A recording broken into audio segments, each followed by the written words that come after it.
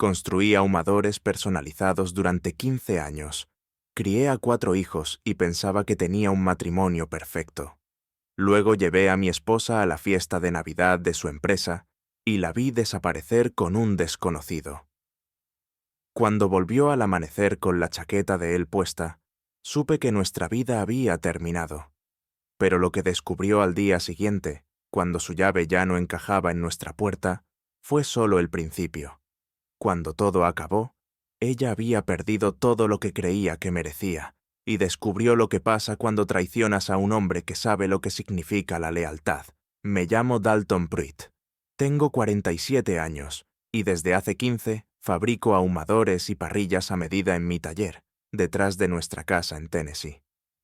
Es un trabajo honesto, de esos que te dejan las manos sucias y la cuenta bancaria lo bastante cómoda, como para criar a 4 hijos y mantener feliz a una esposa. Al menos, eso creía yo. La noche en que todo se torció, empezó de manera inocente. Claudia había sido invitada a la fiesta anual de Navidad de la agencia de marketing donde trabajaba, y, por alguna razón, esta vez sí quería que la acompañara. Normalmente ponía excusas, diciendo que no me divertiría, que solo era gente del trabajo hablando de lo suyo. Pero ese año insistió. «Deberías conocer a mis compañeros», dijo Claudia, ajustándose el vestido verde esmeralda frente al espejo.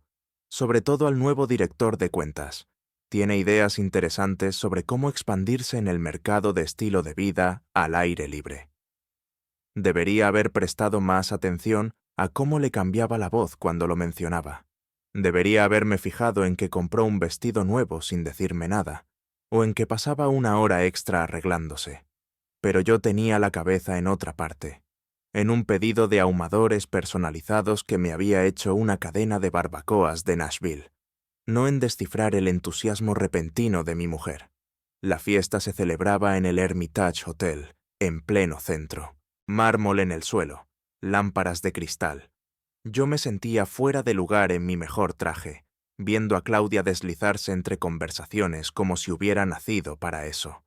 Me presentó a su jefe, a algunos compañeros, pero había en ella una energía distinta, eléctrica, inquieta.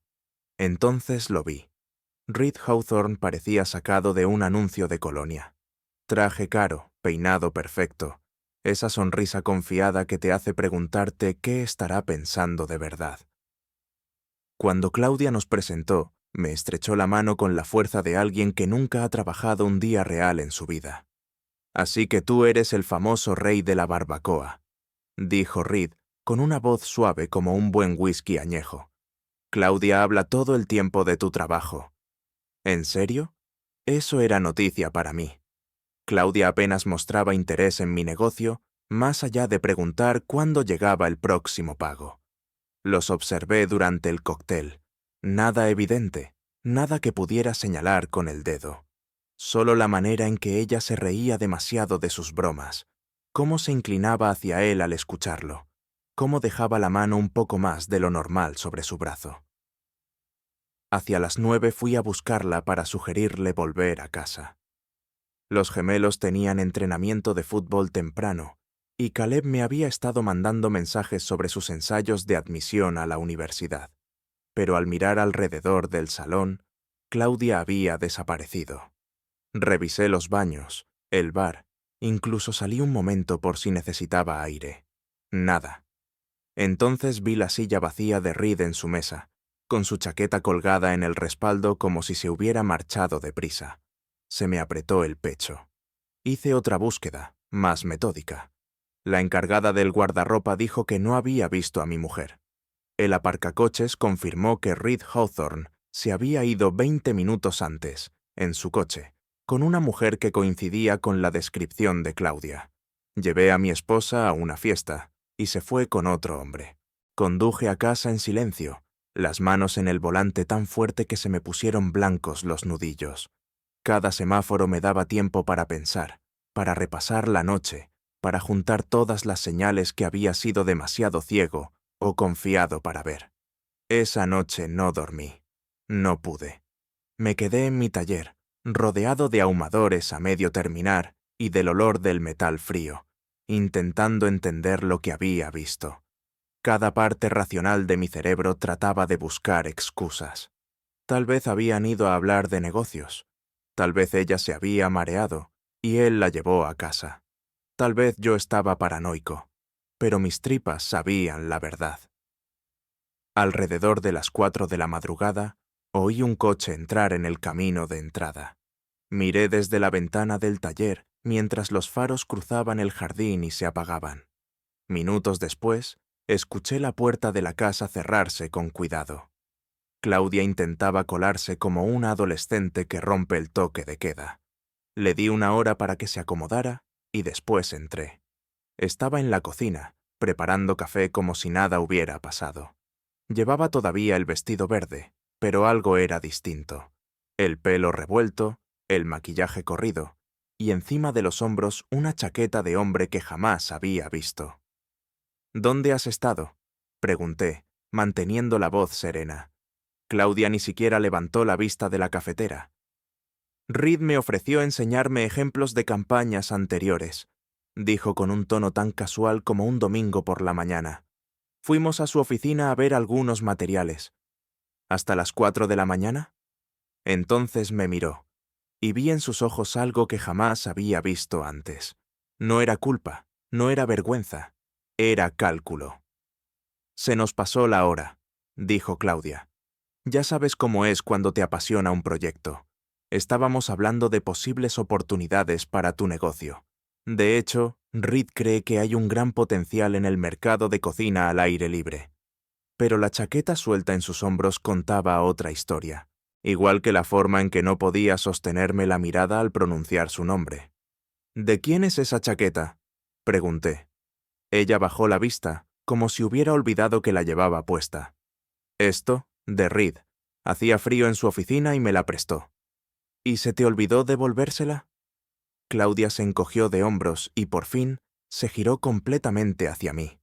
Fue entonces cuando lo vi. Una pequeña marca en su cuello, justo debajo de la clavícula, apenas oculta por el pelo. La devolveré la semana que viene, dijo. Preston, estás actuando raro. No pasó nada, solo una reunión de trabajo que se alargó. Mentía. Los dos lo sabíamos.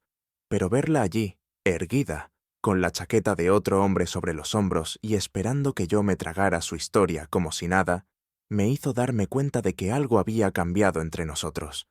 Quizá llevaba cambiando meses y yo estaba demasiado ocupado construyendo ahumadores para notarlo. «Voy a ducharme», anunció Claudia, empujándome suavemente al pasar rumbo a las escaleras. Los gemelos se levantarán pronto para el entrenamiento. Tenía razón. En un par de horas, Owen y Nash bajarían a toda prisa esperando desayuno y uniformes limpios. Ivy necesitaría que la llevaran a su trabajo de fin de semana en la librería. Y Caleb querría ayuda con sus ensayos universitarios. La vida seguiría como si nada hubiera pasado, pero todo había cambiado. El domingo por la tarde tomé mi decisión. Mientras Claudia estaba en su clase de yoga y los niños andaban repartidos en sus actividades, fui a la ferretería y compré nuevos cerrojos para todas las puertas de la casa. Cerraduras, Schlage de alta seguridad, imposibles de forzar con facilidad. Pasé 2 horas instalándolas, con la misma precisión metódica que ponía en mi trabajo con el metal. Cada giro del destornillador era como recuperar un poco de control. Cada nueva llave representaba una elección sobre quién pertenecía de verdad a mi vida. Caleb llegó primero, hacia las 5. Mi hijo de 17 años siempre había sido perspicaz, y notó los cambios de inmediato. «Papá, ¿cambiaste las cerraduras?», preguntó, examinando el nuevo brillo dorado de la puerta principal. «Una mejora de seguridad», respondí sin más. Me lanzó una mirada que decía que sabía que había algo más, pero no insistió. Caleb había heredado mi costumbre de pensar antes de hablar, de observar antes de saltar a conclusiones. Los gemelos llegaron 20 minutos después, charlando sobre el partido de fútbol. Ni se fijaron en las cerraduras, demasiado ocupados discutiendo sobre quién había metido el mejor gol. Ivy apareció poco antes de las 6, cansada de su turno en la librería y con más interés en empezar los deberes que en examinar las puertas. Claudia regresó a las 6:30, con la esterilla de yoga al hombro y ese brillo de después del ejercicio que antes me aceleraba el corazón. Ahora solo me recordaba cómo había llegado al amanecer, despeinada, maquillada a medias y con el rastro de otra cama en la piel. Yo la esperaba en el porche, limpiando una de mis herramientas de soldadura. Subió por el camino como cualquier otra tarde, con las llaves ya en la mano, hablando de su clase y de algo gracioso que había dicho la instructora. Intentó abrir la puerta.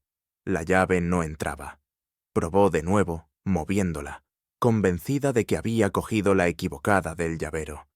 Cuando tampoco funcionó, miró con más atención y al fin notó que la cerradura era distinta. «Preston», llamó desde fuera. «¿Por qué mi llave no funciona?»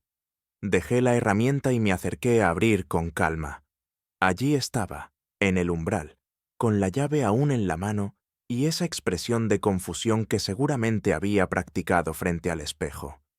«He cambiado las cerraduras», le dije tranquilo. «¿Por qué harías eso sin decírmelo?» «Por la misma razón por la que tú fuiste al despacho de Reed sin decirme nada». Su cara pasó por varias expresiones en segundos: desconcierto, indignación, y luego algo que casi parecía respeto, como si me viera de verdad por primera vez en años. «Preston, tenemos que hablar de esto como adultos».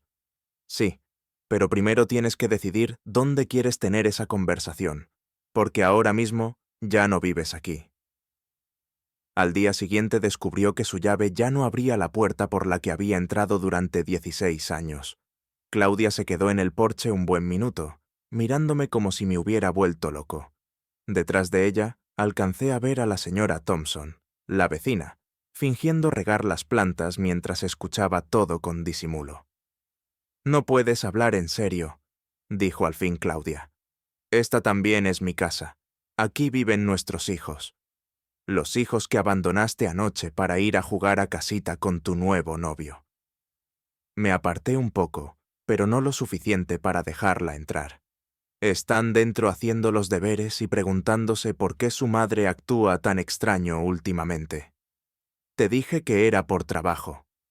Trabajo que te obligó a volver con su chaqueta puesta. Trabajo que te dejó marcas en el cuello. Me apoyé en el marco de la puerta, cruzando los brazos. «Claudia, puede que trabaje con las manos, pero no soy estúpido». Eso la golpeó. Vi cómo se le tensaba la mandíbula, cómo la máscara se deslizaba por un instante. «Vale», dijo, bajando la voz a un susurro para que los vecinos no oyeran. «¿Quieres la verdad? Sí, pasé la noche con Reed. Sí, estamos juntos. Pero este matrimonio lleva muerto años, Preston.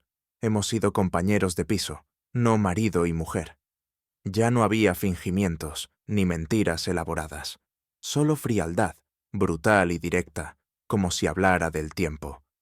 «Así que decidiste arreglarlo teniendo una aventura, en lugar de hablar conmigo». Claudia soltó una risa sin humor. «¿Hablar contigo? ¿Cuándo? ¿Entre tu trabajo, los niños y tus proyectos de fin de semana? ¿En qué momento exacto debía programar una conversación sobre lo sola que me sentía? Podías haber empezado en cualquier momento de los últimos 16 años. Lo intenté. Nunca me escuchaste». Eso dolió, porque quizá había algo de verdad. Yo me había volcado en construir el negocio, en asegurar el futuro de la familia. Puede que hubiera ignorado algunas señales, pero nada justificaba lo que había hecho. «¿Y ahora qué?», pregunté. «Ahora me dejas entrar y lo resolvemos como gente razonable. Los niños no necesitan ver a sus padres comportándose como críos». Negué con la cabeza. «Los niños van a ver a su padre plantarse y defenderse, por una vez. Van a aprender que las acciones tienen consecuencias y que las mentiras no se premian con segundas oportunidades». A través de la ventana podía ver a Caleb en el salón, fingiendo leer, pero escuchando con atención. Me miró y me dio una leve inclinación de cabeza. Mi hijo entendía lo que estaba ocurriendo y aprobaba. «Buscaré un abogado», amenazó Claudia. Perfecto, yo también, respondí. Empecé a cerrar la puerta, luego me detuve. Ah, y Claudia, la chaqueta de Reed está colgada en el armario del recibidor. Puedes recogerla cuando vengas a por tus cosas. Cerré la puerta y eché el nuevo cerrojo. Fuera, la oí respirar fuerte, seguramente debatiéndose entre montar una escena o retirarse con la poca dignidad que le quedaba. Eligió retirarse. Por ahora. Lo más duro de plantar cara no es la confrontación inicial, es lidiar con las consecuencias, cuando las personas que amas empiezan a tomar partido. El martes por la mañana esa realidad me cayó encima como un yunque. Estaba en el taller, intentando perderme en el ritmo familiar de cortar acero para un ahumador personalizado, cuando Caleb apareció en la puerta. Mi hijo de 17 años tenía los ojos de su madre, pero mi mandíbula obstinada, y en ese momento, ambas cosas jugaban en mi contra. «Papá, tenemos que hablar», dijo, cerrando la puerta tras de sí. Dejé el soplete y me quité la máscara de seguridad. «¿Qué pasa, hijo?» «Mamá me llamó anoche. Está quedándose en casa de la tía Sara y está bastante afectada». Caleb se apoyó en el banco de trabajo, con los brazos cruzados, un gesto que me recordó dolorosamente a mí mismo. «Dice que la echaste de su propia casa por un malentendido». ¿Eso lo llamó un malentendido? ¿Así lo dijo? Dice que sacaste conclusiones precipitadas sobre su relación de trabajo con un tipo de la agencia. La voz de Caleb era cuidadosa, medida. «Papá, sé que tú y mamá habéis tenido problemas últimamente. Ivy y yo no somos tontos, pero echarla parece un poco extremo». Estudié la cara de mi hijo, viendo la influencia de Claudia en sus palabras, pero también el auténtico interés que había en ellas. Caleb siempre había sido el pacificador de la familia, el que intentaba suavizar los conflictos antes de que escalaran. «Hijo, dime, ¿qué harías si llevaras a tu novia a una fiesta y ella se fuera con otro hombre para luego volver a casa con la chaqueta de él puesta?» La expresión de Caleb cambió. «¿Eso fue lo que pasó?» «Eso mismo, y cuando confronté a tu madre, admitió que tiene una aventura con Reed Hawthorne». El color desapareció de la cara de mi hijo. Se quedó en silencio un largo rato, procesando la información con el mismo método que usaba para los deberes de cálculo. «¿De verdad lo admitió?», preguntó al fin. «Sí, dijo que nuestro matrimonio llevaba muerto años y que se sentía sola». Cogí un trozo de metal y lo giré entre las manos. Quizá tuviera razón en parte. Tal vez me concentré demasiado en el trabajo y pasé por alto señales. Pero eso no justifica lo que hizo. Caleb asintió despacio. «¿Y qué pasa con Ivy y los gemelos? Ellos no lo saben, ¿verdad?» «Tu hermana piensa que estoy siendo injusto. No ha parado de escribirme esta mañana, exigiendo que le pida perdón a su madre. Los gemelos no entienden por qué mamá no está aquí, y no sé cómo explicarles algo así a dos críos de 12 años. Papá, hay otra cosa que deberías saber». Caleb dudó un momento, luego siguió. «Vi a mamá con ese tipo hace un par de semanas, en la cafetería del centro. Estaban muy juntos, agarrados de la mano por encima de la mesa. Pensé en decírtelo, pero me convencí de que quizá eran amigos o socios de trabajo o algo así». Ese golpe me dolió más de lo que esperaba. Mi hijo había cargado con ese secreto durante semanas, intentando protegerme de una verdad que yo necesitaba saber.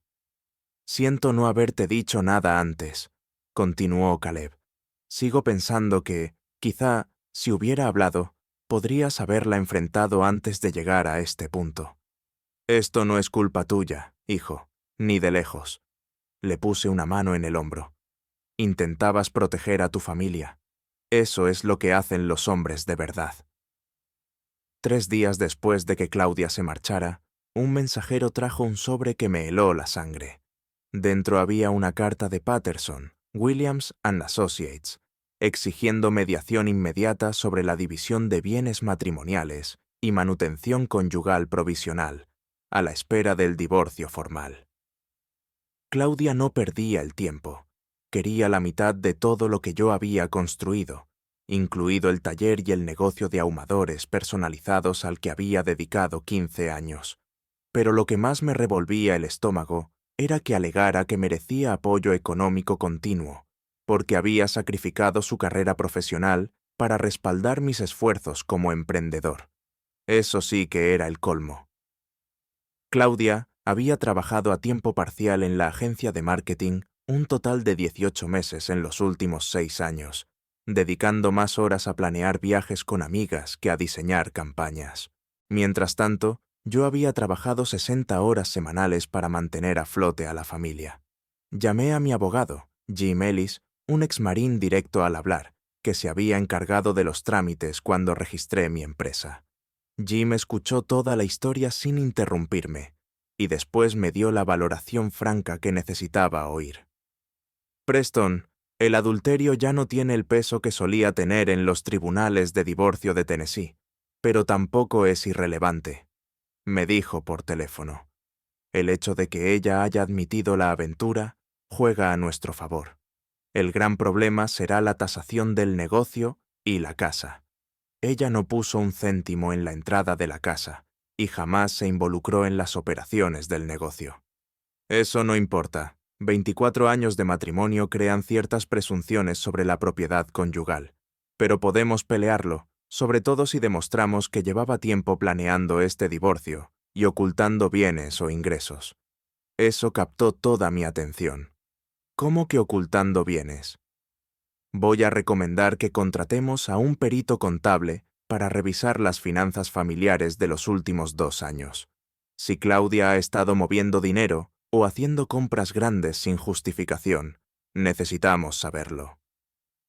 La perito, una mujer de mirada aguda llamada Rebecca Chun, encontró exactamente lo que Jim sospechaba.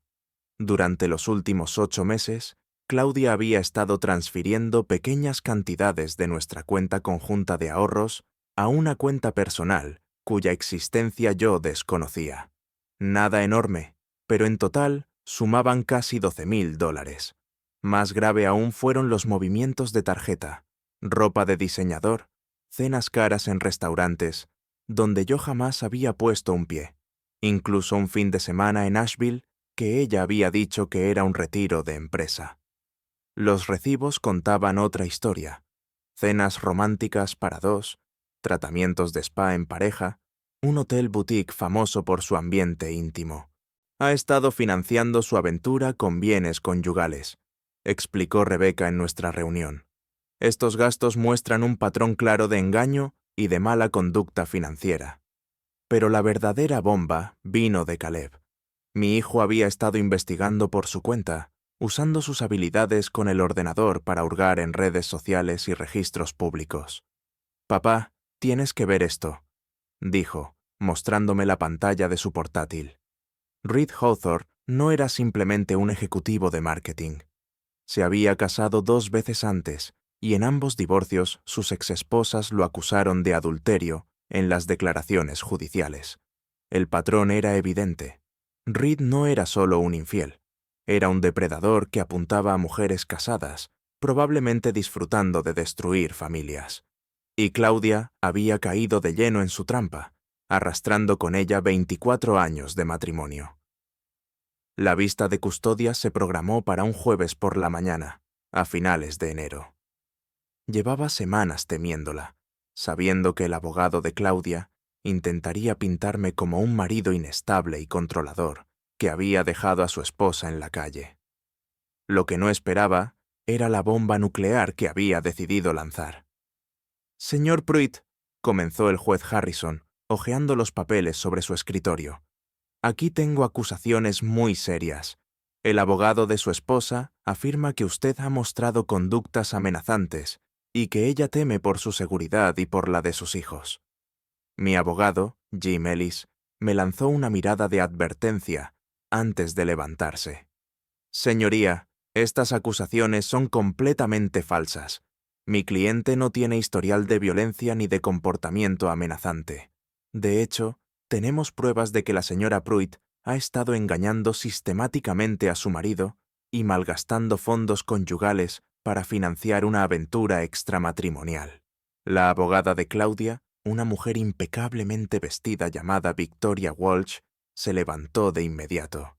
Señoría, las supuestas pruebas del señor Pruitt no tienen relevancia para la cuestión de seguridad que nos ocupa.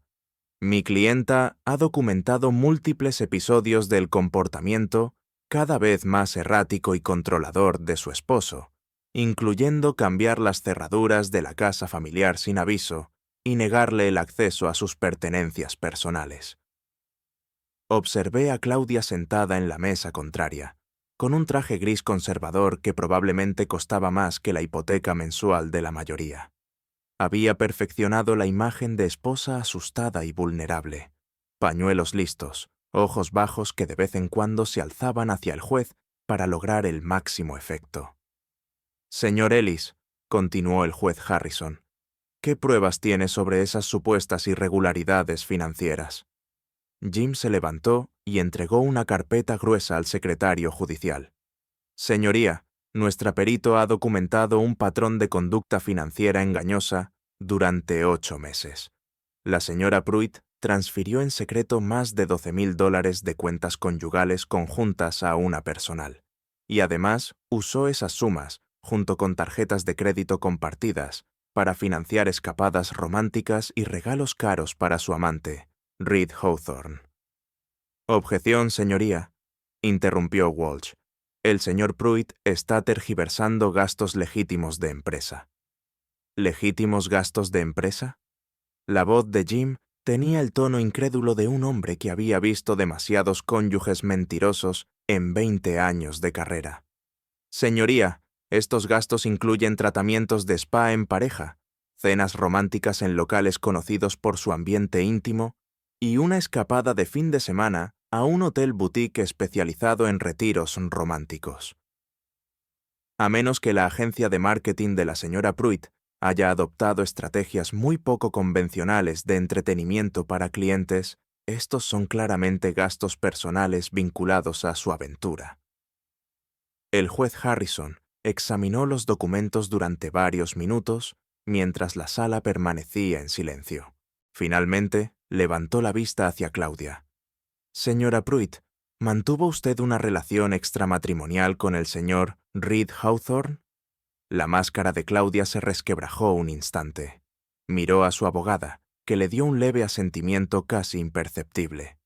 Señoría, mi relación con el señor Hawthorne comenzó después de que mi matrimonio ya se hubiera deteriorado por la negligencia emocional y el comportamiento controlador de mi esposo, dijo Claudia, con voz firme pero sin convicción. Preston creó un ambiente en el que me sentía aislada y poco valorada. Reed me ofreció el apoyo emocional y la comprensión que me faltaban desde hacía años. Eso no responde a mi pregunta, señora Pruitt. ¿Mantuvo o no una relación extramatrimonial mientras seguía casada con su marido? Un largo silencio. Luego, apenas audible. Sí, señoría. El juez tomó algunas notas y luego miró a ambos equipos legales. Voy a ordenar visitas supervisadas para ambos padres hasta que se realice una evaluación completa de la custodia. El señor Pruitt tendrá a los niños de domingo a martes. La señora Pruitt de miércoles a viernes. Los fines de semana se alternarán. Ninguno de los padres debía hablar mal del otro delante de los hijos. No era la victoria que yo esperaba, pero tampoco el desastre que Claudia había planeado. El acuerdo de custodia duró exactamente 3 semanas antes de desmoronarse, no por nada que yo hubiera hecho, sino porque mis hijos empezaron a tomar sus propias decisiones sobre dónde querían estar. La primera fue Ivy. Mi hija de 16 años había estado en contra de todo desde el principio, convencida de que yo estaba siendo irracional y de que sus padres debían arreglar las cosas como adultos. Pero algo cambió durante su segunda semana en el apartamento provisional de Claudia. «Papá, ¿puedo volver a casa antes?», me llamó una tarde de martes, con la voz cargada de frustración. «Mamá ha invitado a Reed a cenar, y es muy incómodo. Se comportan como si fueran la pareja perfecta, y quiere que yo esté feliz por ella». «¿Qué quieres hacer, cariño?». «Quiero volver a casa, dormir en mi habitación y no tener que fingir que lo que hizo mamá está bien». La voz de Ivy se quebró un poco. Papá, siento haberte puesto las cosas tan difíciles con lo de las cerraduras. Caleb me contó lo que pasó de verdad y ahora entiendo por qué lo hiciste. Una hora después, Ivy estaba de vuelta en casa, ayudando a los gemelos con los deberes, mientras yo terminaba unos papeles de un pedido comercial de ahumadores. Tenerla de nuevo allí fue como sentir que una pieza de mi mundo volvía a encajar en su sitio. Los siguientes fueron Owen y Nash. Los gemelos habían estado confundidos con toda la situación, intentando comprender por qué tenían que vivir en dos casas distintas y por qué sus padres no podían arreglar lo que estaba roto. Pero a los 12 años no se es tonto, y ya empezaban a atar cabos. Papá, ¿por qué el nuevo novio de mamá intenta actuar como si fuera nuestro padrastro? Preguntó Nash un miércoles por la noche. Siempre nos pregunta por el cole y por el fútbol como si le importara, pero luego se mete en la habitación con mamá y cierran la puerta. Y nos compró videojuegos carísimos, añadió Owen. Pero cuando le dijimos que ya los teníamos, se puso raro y dijo que deberíamos ser más agradecidos. Reed Hawthorne intentaba comprar el afecto de mis hijos, seguramente a sugerencia de Claudia. Era un movimiento clásico del manual del rompehogares, pero le estaba saliendo mal porque mis hijos no se impresionaban con regalos de un hombre que dormía con su madre. Chicos, no tenéis que fingir que os cae bien, les dije con cuidado, recordando la orden del juez de no hablar mal de su madre. Y tampoco debéis gratitud por regalos que no queríais ni necesitabais. Para el viernes, los dos gemelos habían pedido volver a casa también. Extrañaban sus camas, su consola y la rutina cómoda que habíamos construido. Más importante aún, se sentían incómodos con Reed, que intentaba demasiado ser simpático, mientras se le notaba lo poco que disfrutaba de pasar tiempo fingiendo con hijos ajenos. Solo Caleb mantuvo el horario de custodia, pero lo hacía de manera estratégica. A sus 17 años se había convertido en el espía de la familia, documentando el comportamiento de Reed y los cambios de humor, cada vez más erráticos de Claudia. Papá, discuten mucho, me contó una noche en el taller. Reed habla de sus planes de futuro, pero ninguno incluye quedarse en Tennessee. Y mamá empieza a darse cuenta de que no es tan serio con ella como pensaba. ¿Qué tipo de discusiones? Quiere que conozca a sus padres, pero él pone excusas. Ella habla de mudarse juntos, y él cambia de tema. Y ayer lo pilló enviando mensajes a otra mujer. Caleb hizo una pausa, organizando sus pensamientos. Creo que empieza a darse cuenta de que tiró su matrimonio por un tipo que no vale la pena. El acuerdo de custodia se suponía que debía dar estabilidad a mis hijos. En cambio, lo que estaba haciendo era mostrarles exactamente en qué se había convertido su madre y qué era lo que realmente valoraba. Y no eran ellos. La salida de Reed de la vida de Claudia fue tan calculada y cobarde como todo lo demás en él. Empezó con cenas canceladas y llamadas sin responder, hasta llegar a una ruptura por mensaje de texto que avergonzaría a un adolescente. Caleb me enseñó el mensaje que había visto en el móvil de Claudia. Esta situación se ha vuelto demasiado complicada para mí. Necesito centrarme en mi carrera y no puedo lidiar con el drama de tu divorcio. Cuídate. 24 horas. Eso fue lo que tardó Reed en pasar de prometerle un futuro a Claudia a tratarla como un lastre que necesitaba soltar. Mi esposa había tirado por la borda 24 años de matrimonio por un hombre que ni siquiera tuvo la decencia de romper con ella cara a cara. Las consecuencias llegaron rápido y sin piedad. El apartamento provisional de Claudia se convirtió en una fortaleza de pañuelos usados y botellas vacías de vino. Según Ivy, que accedió a pasar una tarde para comprobar cómo estaba su madre, Claudia apenas funcionaba. «Papá, tiene un aspecto terrible», me dijo.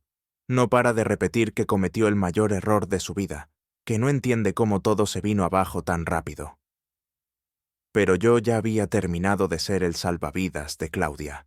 Cuando me llamó llorando, suplicando por otra oportunidad, La escuché con educación y luego le di la misma respuesta que llevaba semanas repitiendo. Claudia, tomaste tu decisión. Elegiste a Reed sobre nuestro matrimonio, sobre nuestra familia, sobre la vida que construimos juntos. El hecho de que resultara ser exactamente lo que yo sabía que era, no borra lo que hiciste. Pero Preston, si sabías qué clase de hombre era, ¿por qué no me lo advertiste? La desfachatez de esa pregunta me dejó sin aire. ¿Habrías escuchado? Estabas tan convencida de que yo era el problema de tu vida que ignoraste todas las señales, todas las advertencias, todas las pruebas de que Reed te estaba utilizando. Los trámites legales siguieron su curso con una eficiencia mecánica. Jim Ellis había armado un caso a prueba de balas. Documentó la aventura de Claudia, sus engaños financieros y sus falsas acusaciones. La evaluación de custodia me favorecía claramente, señalando que los 4 hijos habían expresado su deseo de vivir conmigo a tiempo completo. La audiencia final de divorcio resultó casi anticlimática. Claudia se sentó en la mesa de la parte demandada como un fantasma de lo que había sido, mientras su abogada cumplía el trámite de representar a una clienta que ya había perdido antes incluso de empezar. «Señora Pruitt», preguntó el juez Harrison durante el testimonio final, «¿tiene algo que quiera decir antes de que emita mi decisión?» Claudia se levantó despacio, con las manos temblando. Por un momento creí que quizá pediría perdón, que mostraría algún atisbo de remordimiento por la destrucción que había causado. Pero en cambio dijo, «Señoría, solo quiero lo que es justo. Cometí errores, pero estuve casada con Preston 24 años. Eso debería contar para algo». Incluso entonces, incluso después de todo, no fue capaz de asumir toda la responsabilidad. Seguía viéndose a sí misma como la víctima, aún convencida de que merecía consideración y compensación por su supuesto sufrimiento. El juez Harrison me concedió la custodia completa de los 4 hijos, la casa y el negocio. Claudia recibió un pequeño acuerdo en efectivo y visitas supervisadas limitadas, sin pensión, sin derecho sobre el taller o los equipos, sin apoyo económico continuado, justicia servida en frío, exactamente como yo la prefería. 6 meses después de que el divorcio quedara cerrado, la vida había encontrado un ritmo sorprendentemente normal. Los niños prosperaban, mi negocio crecía y la casa volvía a sentirse como un hogar en lugar de un campo de batalla. Caleb había sido aceptado en Tennessee Tech con beca completa para ingeniería mecánica. Ivy brillaba en su penúltimo año de instituto y había empezado a ayudarme con la parte administrativa de la empresa de ahumadores. Los gemelos se habían unido al equipo de lucha libre del colegio y canalizaban su energía en algo productivo. Lo más importante, mis hijos habían aprendido lecciones sobre integridad, consecuencias y la importancia de defender lo correcto. Habían visto a su padre negarse a ser pisoteado y a su madre enfrentar las consecuencias de sus decisiones.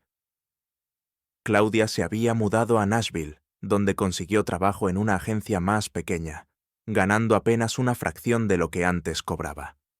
De vez en cuando mandaba algún mensaje sobre lo mucho que extrañaba a los niños, pero hacía poco esfuerzo por mantener una relación constante. Las visitas supervisadas se redujeron a llamadas mensuales que cada vez eran más cortas. Reed Hawthorne había desaparecido por completo. Al parecer se marchó a Atlanta para un nuevo trabajo, y según me contaron algunos conocidos, ya había empezado de nuevo con otra víctima, una ejecutiva divorciada que creía haber encontrado a su alma gemela. Mi negocio había crecido más de lo que jamás imaginé. Irónicamente, la publicidad del divorcio atrajo atención sobre mis ahumadores personalizados.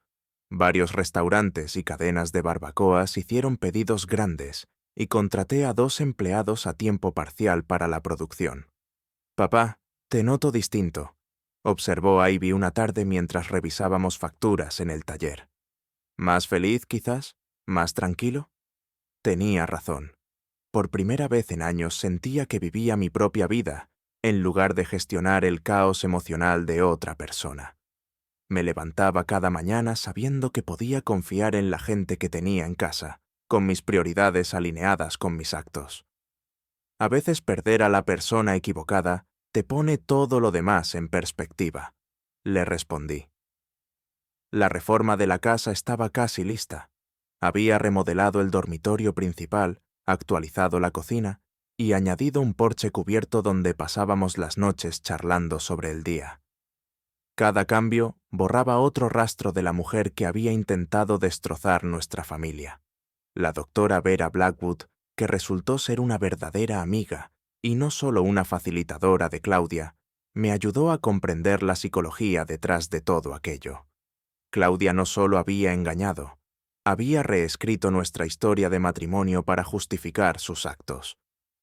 Algunas personas no saben aceptar la responsabilidad de sus decisiones, me explicó la doctora Blackwood. Necesitan creer que son la víctima, incluso cuando está claro que son el agresor. Es más fácil que enfrentar la verdad sobre sí mismos. Mirando atrás, pude ver las señales que había ignorado. La lenta erosión del respeto y la comunicación, lo que hizo a Claudia vulnerable a la manipulación de Reed. Pero también aprendí que no puedes salvar a alguien que no quiere ser salvado, y que no puedes amar lo suficiente como para compensar la falta de integridad de otra persona.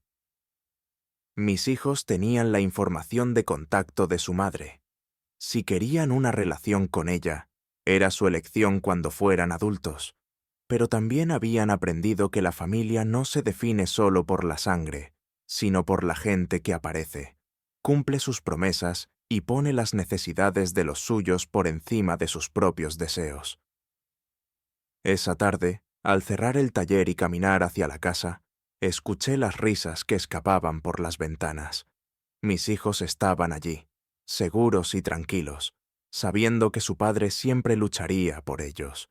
No era la vida que había planeado 25 años atrás, pero era mejor que la mentira en la que había estado viviendo.